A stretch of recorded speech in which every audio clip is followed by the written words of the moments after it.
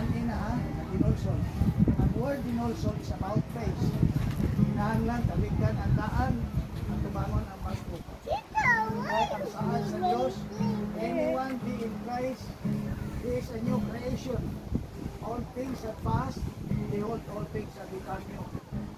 Si bisan kinsa na nahiusa kang Kristo, nagtanong kang Kristo, nahiusa kita kang Kristo. Siya pag-unang binuhat, consider nga kamo, humanini finally, mga pag-un na binuhat diha sa Ginoo. Ang daan, manglabay, imo pagkatapulan, pagawan, laon, paglabay.